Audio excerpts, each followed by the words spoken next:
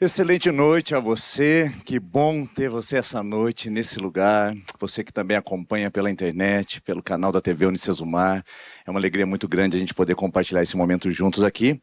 Hoje nós estamos encerrando a última mensagem da nossa série que nos acompanhou durante 2 meses sobre o contador de histórias. Na verdade, nós estamos trabalhando sobre as parábolas de Jesus. Se você ainda não teve a oportunidade de aprender sobre elas, você pode acessar o nosso canal e ver cada uma delas nesse processo que nós estamos abordando já há um tempo. Jesus Cristo, através das suas histórias, provocou ensinos que ficaram marcados em gerações. Ele, na verdade, iniciou um processo que é muito utilizado hoje por oradores e comunicadores, chamado de storytelling. Na verdade, um recurso para fortalecer as lições. E no mundo onde o analfabetismo era praticamente 100% na época, Jesus usou e abusou desse recurso para gravar os seus ensinos sobre o reino de Deus. E por falar em storytelling, que tal a gente começar com um aqui essa noite? João Marcos é um funcionário público da cidade de Curitiba. E depois de décadas trabalhando como servidor, uma má gestão, falhas de administração e alguns pequenos desvios, ele acumulou um montante geral que foi descoberto pela controladoria, que chegava aos 12 bilhões de reais dos cofres públicos. Ao ser descoberto por isso, ele é levado ao júri e diante do juiz ele também se coloca diante do prefeito, indignado com aquela situação. Ao apresentar o montante da dívida, ele se ajoelha na frente do prefeito e diz: por favor, prefeito, me dê graça e misericórdia, porque eu vou conseguir pagar toda essa dívida. O prefeito sabe que o João Marcos recebe em torno de R$ 4.500 no seu lerite. Apesar dos financiamentos que ele fez em empréstimos em folha, ele recebe bem menos do que isso. E sabe que ele não terá condições nenhumas nessa vida de poder pagar essa dívida.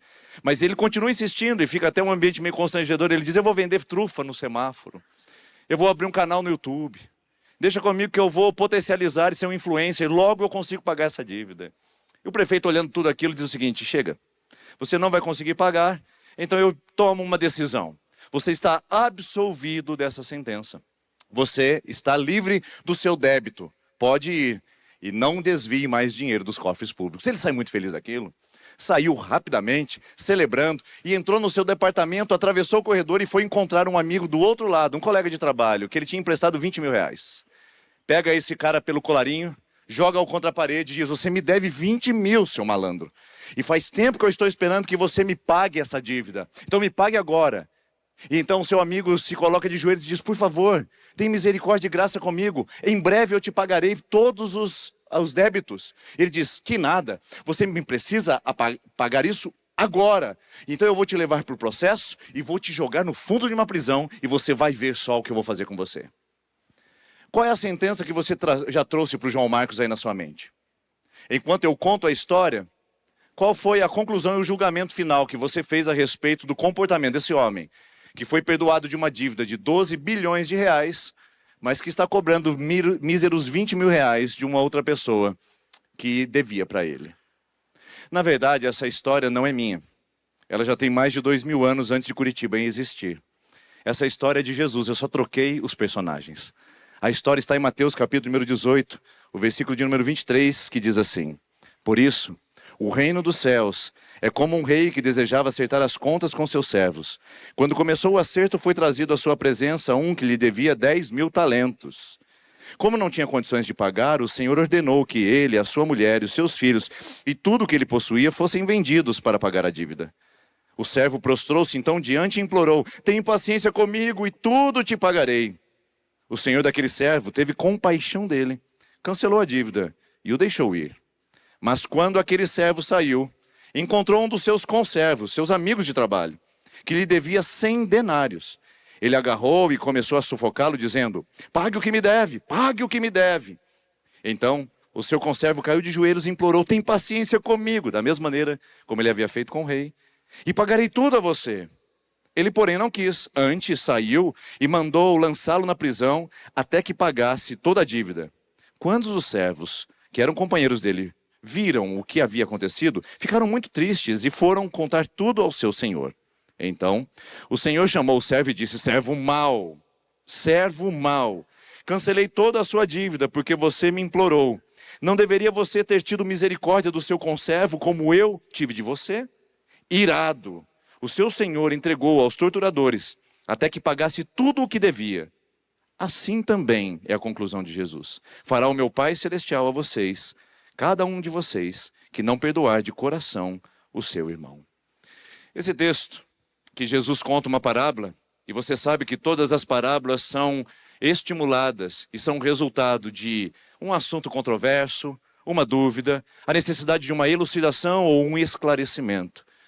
E temos um contexto bastante específico para que Jesus falasse sobre a questão do perdão aos irmãos.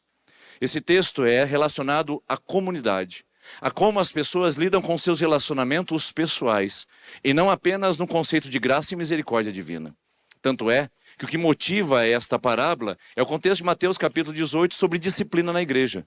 Dá uma olhada só, como é que Jesus trata, como deveriam ser os problemas envolvendo os irmãos e os conflitos internos na comunidade. Se o seu irmão pecar contra você, vá e a sós com ele, mostre-lhe o erro. Se ele o ouvir, você ganhou o seu irmão. Mas se ele não o ouvir, leve com você mais um ou dois outros, porque qualquer acusação precisa ser confirmada pelo depoimento de 2 ou 3 testemunhas. Se ele se recusar a ouvi-los, conte à igreja. E se ele recusar a ouvir também a igreja, trate-o como gentil e publicano. Jesus é extremamente realista em relação à comunidade. Jesus não idealiza a comunidade do povo de Deus. Ele sabe que dentro desse ambiente, os relacionamentos que são marcados pelo pecado também enfrentariam dilemas, divergências e conflitos dos mais sérios. E sabedor disso, Jesus apresenta um cenário. Você precisa confrontar o seu irmão pessoalmente para ganhar o coração dele. Caso ele não te ouça, leva uma outra testemunha contigo. Caso ele não ouça vocês dois, leve-o perante a igreja. E caso ele não escute a igreja, reconheça-o como excluído da comunidade, porque nem parte dela ele quer fazer mais. Então Jesus trata a questão da disciplina na igreja para tratar os relacionamentos e como eles devem ser conduzidos. Naquela fileira de discípulos e de aprendizes que estão ouvindo Jesus falar sobre disciplina na igreja e como a comunidade deveria se portar e comportar, tem um aluno aplicado, tem um aluno hiperativo, um que levanta a mãozinha todas as vezes que o professor começa a fazer uma pergunta. Quando Jesus vai falar alguma coisa, diz: deixa eu falar. Você sabe de quem eu estou falando, né? Pedro, sempre ele. Quando Pedro escuta essa história, imediatamente ele reage dizendo: Senhor, mas paciência tem limite. Senhor, mas tolerância tem um nível. Quantas vezes a gente deve perdoar o irmão que pecar contra nós? Ou Pedro é mais específico: quantas vezes eu devo perdoar alguém que pecar contra mim? Olha o Pedro, colocando limites e fronteiras ao perdão. Veja só o texto bíblico, como ele esclarece melhor. Então Pedro aproximou-se de Jesus e perguntou: Senhor, quantas vezes perdoar o meu irmão? Quantas vezes deverei perdoar o meu irmão quando ele pecar contra mim? Até 7 vezes, Senhor. Ele já traz até a resposta. Esse é o Pedro. Jesus respondeu: eu digo a você que não até 7, mas até 70 vezes 7. Por isso o reino de Deus é como um rei que desejava acertar as contas com os seus servos. Percebeu que a parábola entra exatamente aqui? Pedro escuta Jesus dizendo: não apenas 7, Pedro, mas 70 vezes 7. Pescador como era, com dificuldade na área de exatas, ele ajoelha e começa a fazer uma conta na areia. Sobe 2, cai 3, tal, 4, 9. Jesus fala: não, Pedro. É 490 vezes, Pedro, mas não é sobre quantidade. Não é sobre números. É sobre abundância. Porque você está entendendo errado. Você está fazendo a lógica do perdão e viver em comunidade, e viver no mundo, do ponto de vista humano. Mas o reino dos céus não é igual ao do reino da terra. O reino da terra opera pela lógica da retribuição, enquanto que o reino dos céus age pela prática do perdão. Completo, abundante, efusivo, Pedro. Pedro olha essa instrução e entende o quanto longe ele estava dos valores do reino dos céus. E é o que eu quero que você essa noite reflita na sua vida e no seu coração. O quanto longe também estamos nós, vivendo os valores terrenais, ao invés de entrarmos para os valores celestiais. quanto da nossa vida e da nossa sociedade, do nosso cristianismo de carteirinha, reproduz mais os valores da terra e de uma sociedade retributiva e revanchista, ao invés dos valores de um reino poderoso, gracioso e misericordioso. O reino da terra é diferente do reino dos céus, porque o reino da terra é movido pela lógica da retribuição, da vingança, do toma lá e dá cá. Quantos aqui nunca usaram o recurso ou a palavra? Aqui se faz, aqui se paga. Com o ferro que se fere, com este ferro será ferido. São os jargões que nós usamos para sustentar uma prática que está muito no imaginário coletivo de Pedro e seus discípulos. Eles vivem num ambiente onde a vingança é uma prática normalizada. É só você se lembrar. Em Mateus capítulo 26, quando existe aquela situação onde Jesus será preso, um soldado romano se aproxima de Jesus. O Pedro, sempre ele, aluno aplicado, pega a espada da bainha e passa no capacete do soldado Malco, como Lucas registra. A espada escorrega e corta, decepando a orelha daquele soldado. Pedro nunca quis cortar a orelha. Ele não era tão espadachim dessa maneira. Ele quis era dar no meio da testa do soldado romano e mostrar que aqui se faz, aqui se paga. Aqui a gente se defende. Aqui a gente não tolera injustiça. E nessa atitude impensada e impulsiva, Jesus olha para Pedro e diz: meu amigo, parabéns. É isso aí, porque no nosso reino nós tomamos pela força. No nosso reino o maior domina o menor. No nosso reino a gente se opõe contra as injustiças. No nosso reino a gente se defende, Pedro. Parabéns, Pedrão. Vamos seguir assim, porque esse é o valor do reino dos céus. É óbvio que Jesus não disse isso. Jamais diria. O que de fato Jesus diz é: Pedro, coloca essa espada de volta na bainha. Guarda essa espada. Interrompa a lógica da retribuição. Porque o corte da orelha desse homem é a chance dele revidar a nós. E a nossa chance de devolver a eles. E a chance deles de devolver a nós. E isso não para nunca. Esse é o fluxo irreversível da história humana. Nós achamos que temos o direito de retribuir as injustiças que sofremos em nós mesmos. Hannah Arendt foi uma das prisioneiras do hostil ambiente nazista na Segunda Guerra Mundial, sofrendo as crueldades do Império Nazista de Hitler. Ao sair daquele lugar, depois de grandes experiências traumáticas em sua vida, ela escreve em um dos seus livros: a única maneira de interromper o fluxo irreversível da história, porque é irreversível, irmãos. Ele acontece, a lógica retributiva acontece naturalmente na vida humana. A única maneira de interromper o fluxo irreversível da história é o perdão. E parece que Jesus diz isso a Pedro. Quando ele pega a orelha caída do soldado, coloca de volta e diz: chega, porque no meu reino não é desse jeito, Pedro. Pedro está motivado pela lei do talião. Você sabe o que é a lei do talião? É uma lei de controle social do mundo antigo. Já 2000 anos antes de Jesus, essa lei se sustentava em Deuteronômio através de Moisés. Dizia-se olho por olho, dente por dente, pé por pé, mão por mão. O código Hammurabi, que era o código babilônico do rei Hammurabi, também trazia 28 regras, 28 escritos sobre como deveria ser aplicada a lei do talião. E uma delas é interessante: se um médico cometesse qualquer tipo de erro no tratamento do seu paciente, ele tinha uma das suas mãos decepadas. Mão por mão, pé por pé, olho por olho, dente por dente. Esse é o modelo do reino da terra, irmãos. E me assusta o fato de nós sermos mais talionistas do que a gente imagina. Nós não estamos falando muitas vezes de um cristianismo.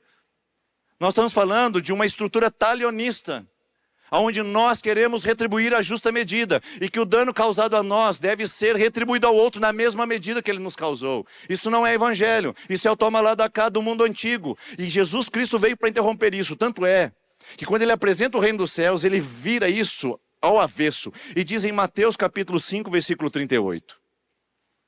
Vocês ouviram o que foi dito no passado: olho por olho, dente por dente. Eu, porém, vos digo, disse Jesus, não resistam ao perverso. Pelo contrário, se ele te bater na face, ofereça outra também. Se ele te tomar a capa, lhe dê também a túnica no processo. E se ele obrigar você a andar 1 milha, ande 2, esteja no controle e nunca lhe dê a chance de devolver a você a sua injustiça. Que vergonha! Um cristianismo que não sabe dar a outra face.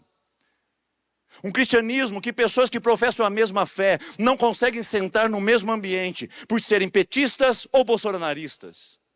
Que vergonha um cristianismo que racha as pessoas em ideologias e acham-se no direito de injustiçar o próximo, castigá-los, puni-los, cancelá-los, extorquí-los, maltratá-los. Que vergonha um cristianismo de disputas imbecis e infantis sobre times de futebol, sobre posição social, sobre convicções pessoais. Um cristianismo que não se tolera ao outro. Não é o cristianismo que Jesus ensinou, queridos. Esse não é o cristianismo que Jesus apresentou para nós. Nós estamos muitas vezes propagando e reproduzindo um cristianismo talionista, olho por olho, dente por dente. Eu tenho o direito de me vingar, então eu torço pela derrota do outro, eu torço pelo castigo do outro, eu torço pela punição do outro. Não só torço, mas quero. Tanto é que alguns já compuseram uma música que cantou em muitas igrejas, inclusive é cantada. Quem me viu passar na prova e não me ajudou, quando me vê na bênção vão se arrepender. Tem sabor de mel. Tem sabor de mel. A minha vitória hoje tem sabor de mel. Isso é música talionista, não é evangelho. E quantos de nós estamos vendidos a essa mesma prática? Sem consciência de que Jesus nos chamou ao evangelho do reino dos céus. E não ao evangelho do reino dos homens, construído para sustentar divisões, rixas, complexidades humanas e pecado, e estrutura sistêmica de pecado. Por isso, o desafio para você e para mim essa noite é olhar para esse texto e desconstruir e desintoxicar a nossa mente, cheia de toma lá da cá, aqui se faz, aqui se paga, para que a gente possa avançar um pouco mais perto daquilo que é o reino que Jesus pregou sobre a face da terra, e que ele não seja desvirtuado, deformado pelas nossas vãs interpretações humanas. Para isso, eu quero dividir esse texto em 3 cenas. A primeira cena mostra o rei compassivo. A segunda, o servo incompassivo. E a terceira cena mostra os torturadores implacáveis. Rei compassivo, servos incompassivos, servo incompassivo, e torturadores implacáveis. Vamos lá, a primeira cena. Eu não vou ler o texto novamente com você, eu só quero dar um destaque em algumas palavras aqui para você ver e observar melhor. Acertar as contas, devia 10.000 talentos, não tinha como pagar, o servo se prostrou e implorou e pediu paciência para pagar tudo. Quais são as lições que eu tiro desse primeiro retrato que fala sobre a postura do rei diante da dívida do seu servo? A primeira lição é que existe um inevitável acerto de contas. O nosso rei vai pedir contas da nossa vida. Romanos capítulo 14, versículo 12, cada um dará contas de si mesmo a Deus. Hebreus capítulo 4, versículo 13, todas as coisas estão nuas e patentes diante daquele que haveremos de prestar contas. Ou seja, não tem escapatória. Nós vamos prestar contas da nossa vida diante do tribunal de Jesus. E o que nós vamos apresentar lá? O nosso mérito? A nossa capacidade moral?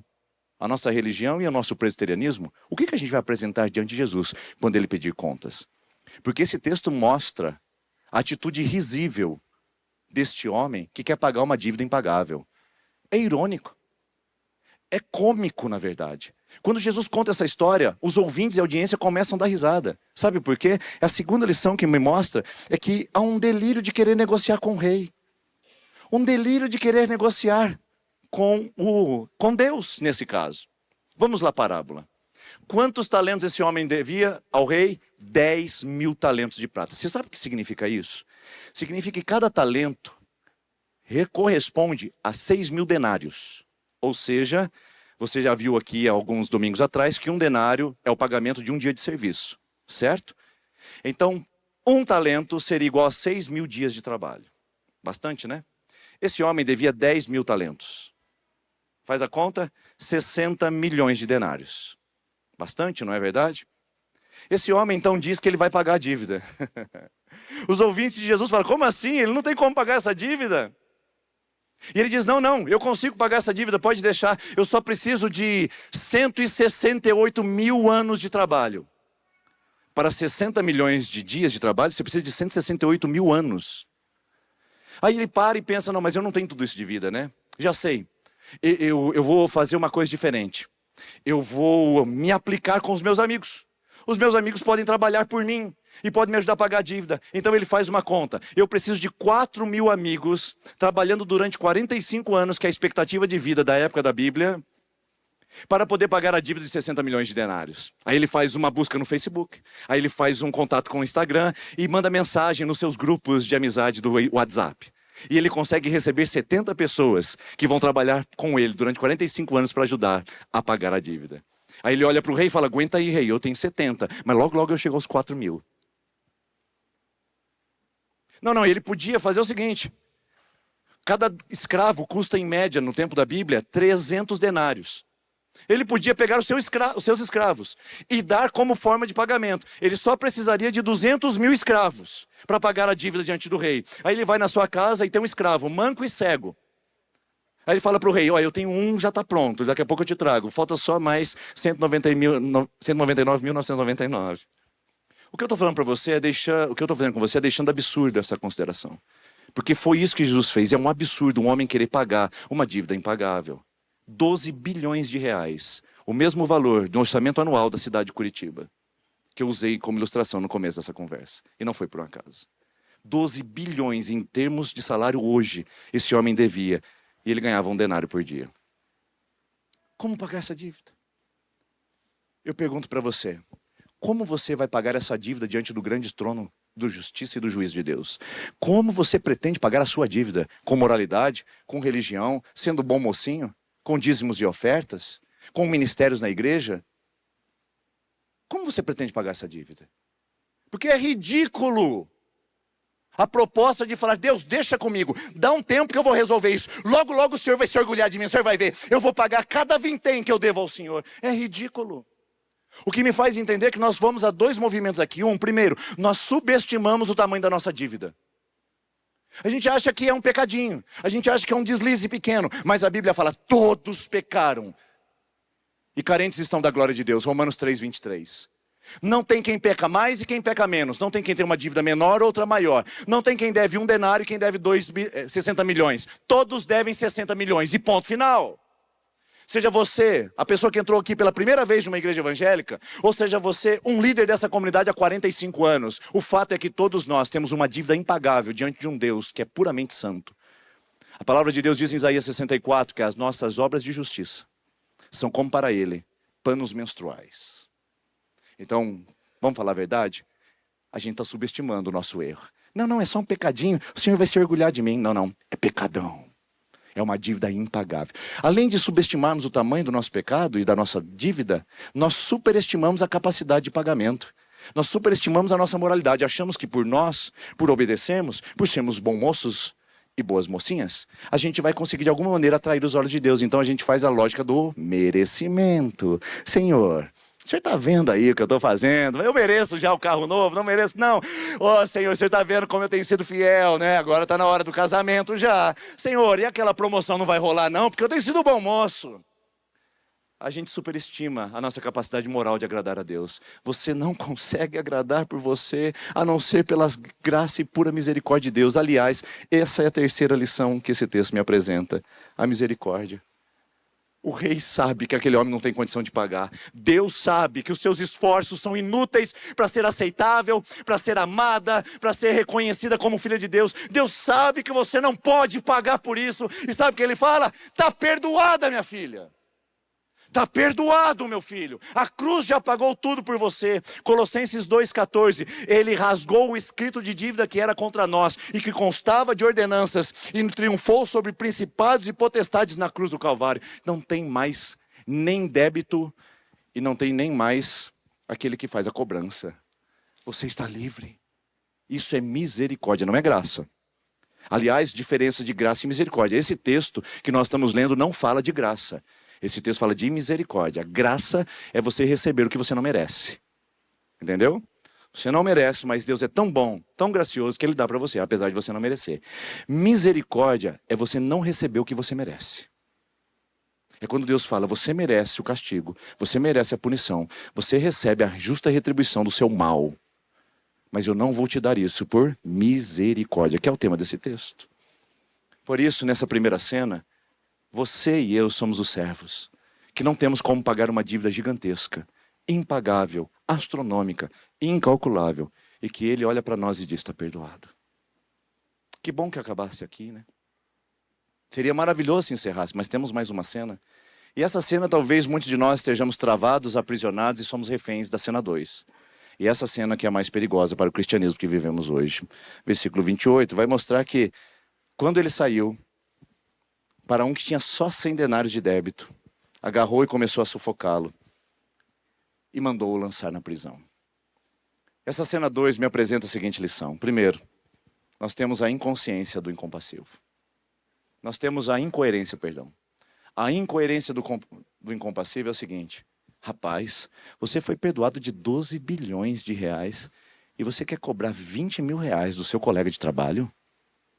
Você foi perdoado de 60 milhões de denários e você quer cobrar 100 denários? Você está louco? Essa é a incoerência de muitos de nós. Nós somos tão perdoados pela cruz e pela graça de Deus e a gente está cobrando dívida de pessoas perto de nós? Querendo que elas paguem, querendo que elas sofram um dano, torcendo para que a empresa quebre. Você que torce para o seu ex-marido dar errado no relacionamento novo.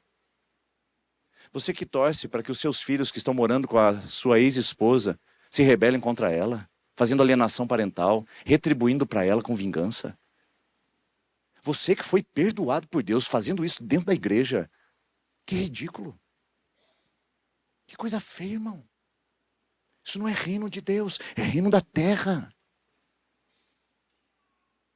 Torcendo para aquela pessoa que tirou uma vantagem de você, pagar um preço muito elevado e ser castigado. Você foi perdoado demais. Para que ficar cobrando dívida dos outros? Isso vai adoecer você, vai te matar e vai levar você num estado de inconsciência, que é o segundo movimento que eu acho nessa lição. Ele está inconsciente, meu Deus. Ele não consegue perceber a tão grande salvação, como diz Hebreus capítulo 12. Como ficaremos nós se negarmos a tão grande salvação? Ele não consegue perceber isso.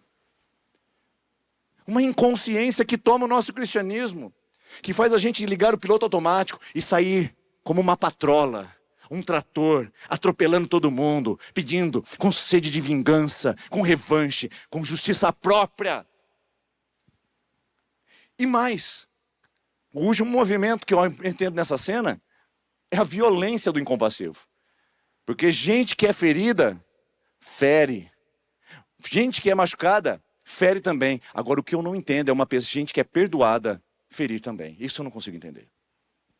Esse homem foi perdoado de uma dívida incalculável e está ferindo o próximo, agarrando pelo colarinho. Manifestando agressividade e violência contra o outro.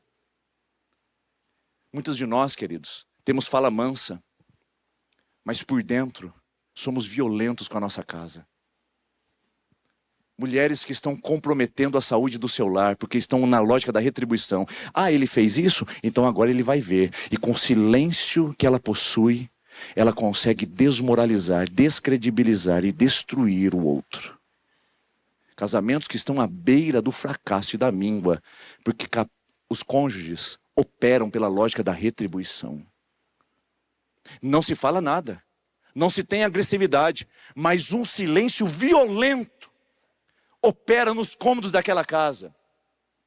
Patrões que não pegam seus funcionários pelo colarinho, mas que diante de um desafeto, faz com que tudo possa acontecer para que a pessoa, que é o seu desafeto, sofra os danos do seu mau comportamento.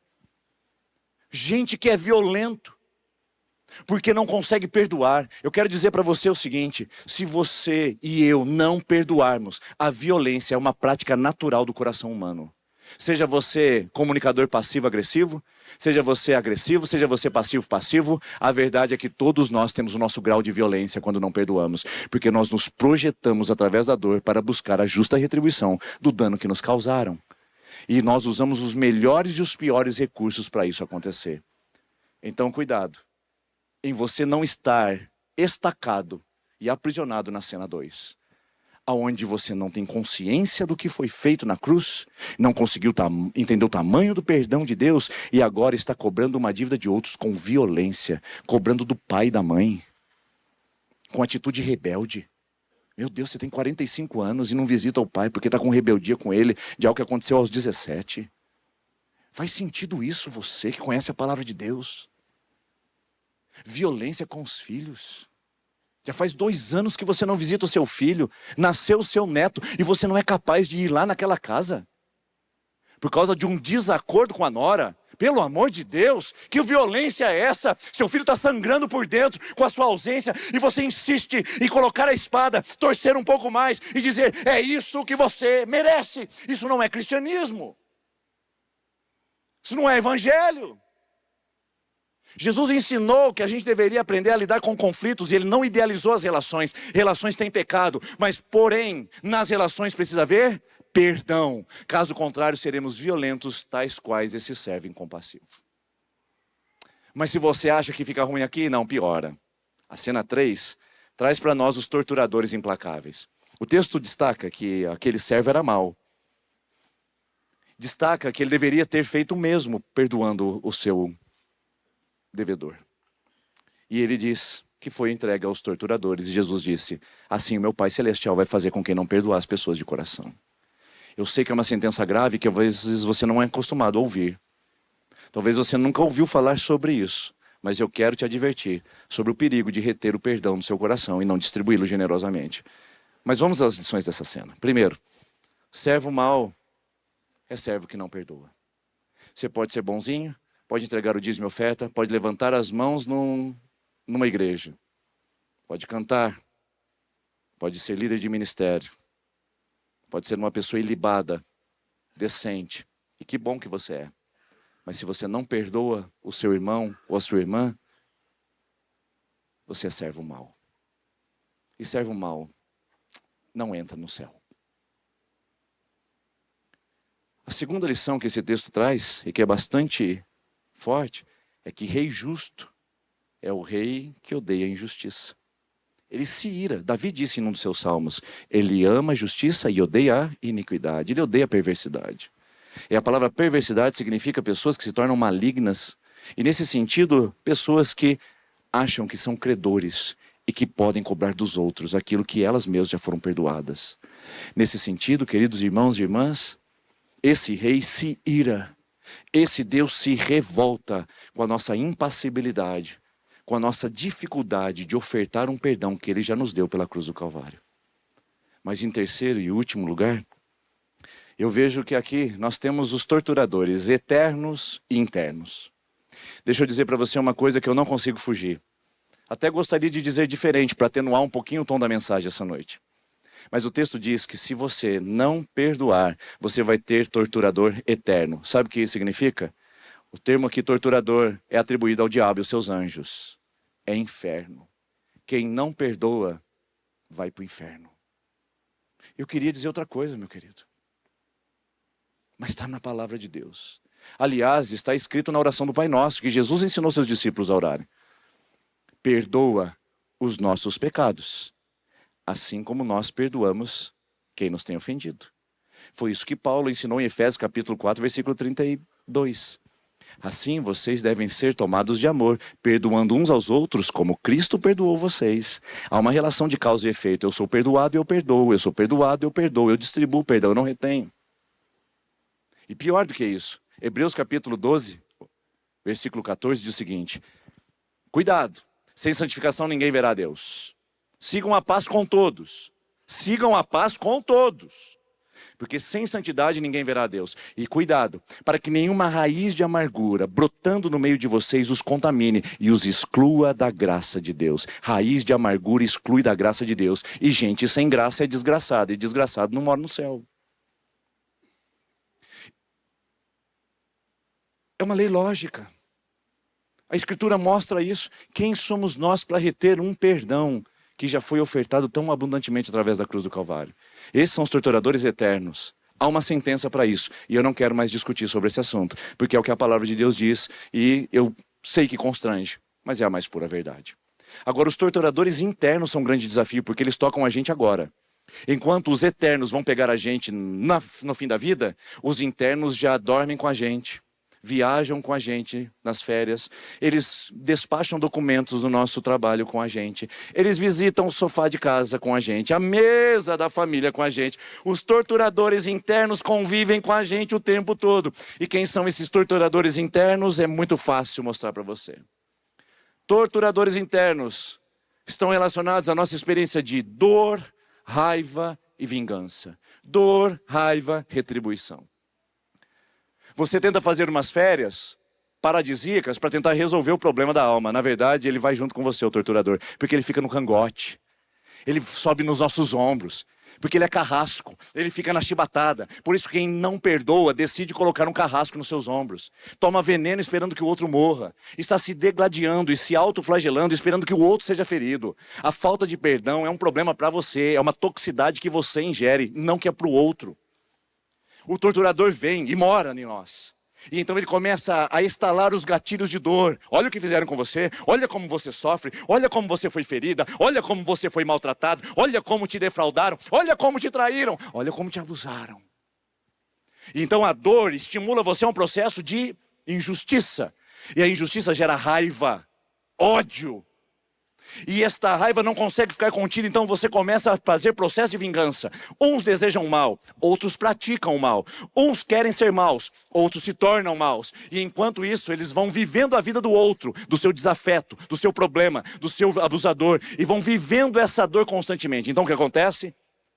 Quando ele quer fazer o desejo de vingança, ele volta ao estado da dor. E a dor de novo desperta um gatilho para ele de injustiça e de raiva. E a raiva aumenta, e a vingança aparece novamente. E a vingança devolve ele para a dor, e a dor aumenta. E então a raiva explode, e a vingança traz ele de novo para o cenário de dor. E sabe o que acontece?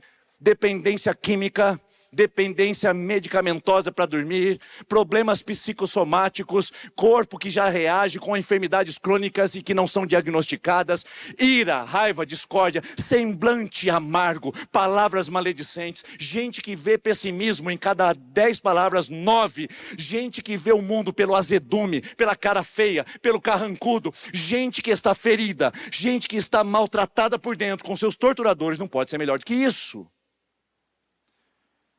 Eu pergunto, seria você um desses fortes candidatos a ter torturadores na sua alma?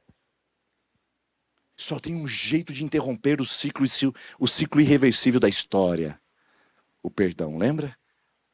Hannah Arendt, Jesus Cristo de Nazaré, e o Pedro parece ter aprendido a lição, porque ele foi crucificado de cabeça para baixo, segundo a tradição bíblica.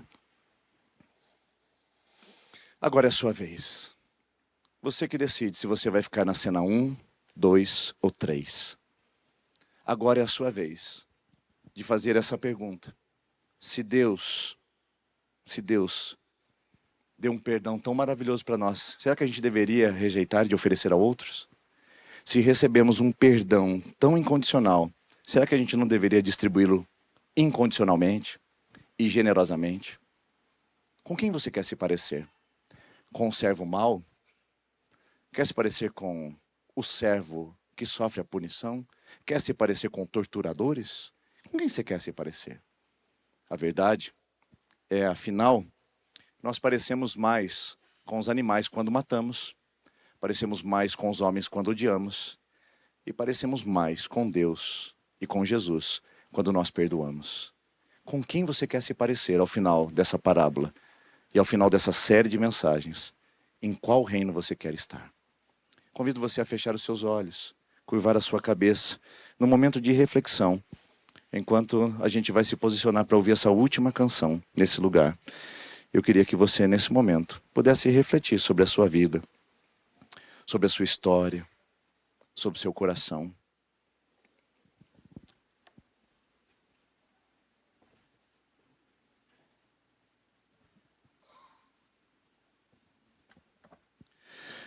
Quais são as dores que você tem sofrido?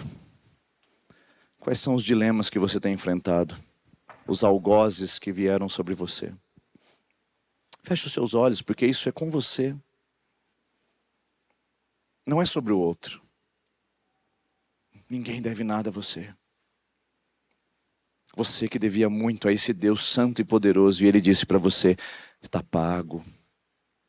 Agora é hora de você liberar esse perdão. sair dessa escravidão, deixar de ser refém. Eu sei, minha irmã, que ser abusada é um sofrimento tão grande. E você diz, mas como perdoar algo tão grande assim? Eu quero que você olhe para a cruz. Porque a cruz te perdoou de algo muito maior, de uma dívida impagável. O seu abusador fez algo mal e danoso para você. Porém, ainda é possível perdoá-lo se você olhar para o perdão de Deus na cruz por você. Você, meu irmão, que foi traído. Traíram sua confiança.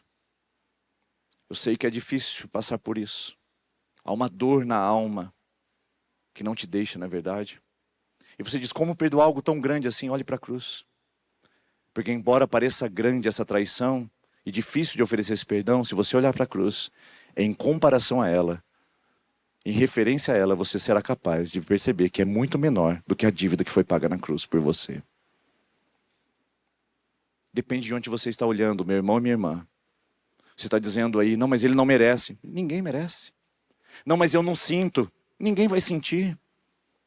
Não, mas eu vou esperar o tempo. O tempo não cura nada. Você precisa sair do cárcere e decidir essa noite perdoar quem te ofende, quem te ofendeu, quem te feriu, quem te machucou. Estanque a lógica da retribuição. Saia do seu cárcere privado e venha para o espaço da graça de Deus e do reino de Deus. Senhor Jesus, nós oramos e colocamos as nossas vidas diante do seu altar. E pedimos que em tua presença o Senhor nos ajude a perdoar. Nós não queremos reter, porque nós não queremos perder. Não queremos perder a eternidade e não queremos perder uma vida pungente, alegre e festiva que o Senhor tem dado para nós agora. Que a falta de perdão e a raiz de amargura tem roubado de nós. Nós não queremos perder mais. Por isso, nós decidimos agora perdoar os que nos ofendem. Em nome de Jesus. Amém. Vamos ouvir essa canção.